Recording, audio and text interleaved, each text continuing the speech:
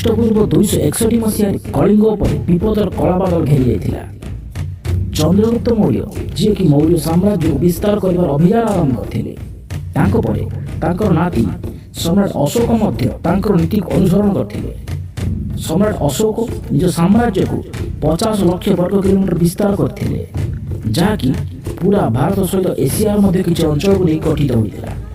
ସେହି ସମୟରେ କଳିଙ୍ଗ ଏକ ଗଣରାଜ ରାଜ୍ୟ ଥିଲା, ଯାହାକି ଓଡ଼ିଶା ଏବଂ ମଧ୍ୟପ୍ରଦେଶର କିଛି ଅଞ୍ଚଳରେ ବ୍ୟାପ୍ତ ହୋଇଥିଲା। ଭାରତର ଅଧିକାଂଶ ଅଞ୍ଚଳରେ ବିଜୟ ପ୍ରାପ୍ତି କଲା ପରେ ସମ୍ରାଟ ଅଶୋକ କଳିଙ୍ଗ ଉପରେ ଆକ୍ରମଣ କରିବାକୁ ନିଷ୍ପତ୍ତି ନେଲେ।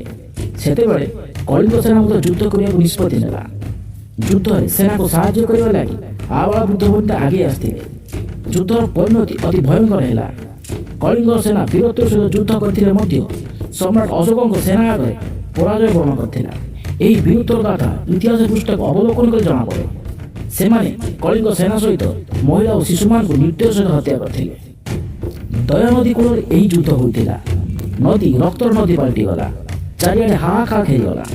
କଳିଙ୍ଗ ବିଜୟରେ ବହୁତ ଖୁସି ଥିଲେ ସମ୍ରାଟ ଅଶୋକ। ସମ୍ରାଟ ଅଶୋକ ତାଙ୍କ ସାମ୍ରାଜ୍ୟର 9ମ ବର୍ଷରେ କଳିଙ୍ଗ ଉପରେ ଆକ୍ରମଣ କରିଥିଲେ। ନିଜର ବିଜୟ ପରେ ସମ୍ରାଟ ଅଶୋକ ଯୁଦ୍ଧ ହୋଇଥିବା ସ୍ଥାନକୁ ଯାଇଥିଲେ।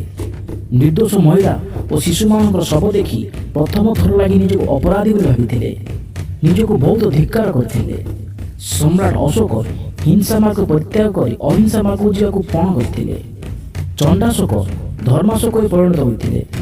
ଜୀବନରେ ଶାନ୍ତିର ମାର୍ଗ ଅନ୍ୱେଷଣ କରୁ କରୁ ସେ ବୌଦ୍ଧ ଧର୍ମରେ ଦୀକ୍ଷିତ ହୋଇଥିଲେ। ଉପଗୁପ୍ତ ଅଶୋକଙ୍କୁ ବୌଦ୍ଧ ଧର୍ମ ପ୍ରତି ଆକୃଷ୍ଟ କରିଥିଲେ। ଏହାପରେ ଧର୍ମାଶୋକ ଅଶୋକ ବୌଦ୍ଧ ଧର୍ମର ପ୍ରଚାର ପ୍ରସାର କରିଥିଲେ। ସେହି ବୌଦ୍ଧ କୀର୍ତ୍ତିମାନଙ୍କ ମଧ୍ୟରେ ଧଉଳିଗିରି ଅନ୍ୟତମ, ଯେଉଁଠାରେ କଳିଙ୍ଗ ଯୁଦ୍ଧ ହୋଇଥିଲା। ତାହାର ନିକଟବର୍ତ୍ତୀ ଅଞ୍ଚଳରେ ଧଉଳି ଶାନ୍ତି ସ୍ତୂପର ନିର୍ମାଣ କରାଗଲା।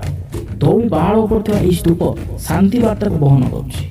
ଧଉଳିଗିରି ଆଜିର ଏକ ପ୍ରମୁଖ ପର୍ଯ୍ୟଟନ ସ୍ଥଳ, ଯାହାର ନିକଟରେ ଦୟାନିଧି ଆଜି ବି ସେହି ଲୋମହର୍ଷଣକାରୀ ଯୁଦ୍ଧର ମୁକ ସାକ୍ଷୀ। ଧଉଳି ଭୁବନେଶ୍ୱରରୁ ମାତ୍ର 8 କିଲୋମିଟର ଦୂରରେ ଅବସ୍ଥିତ।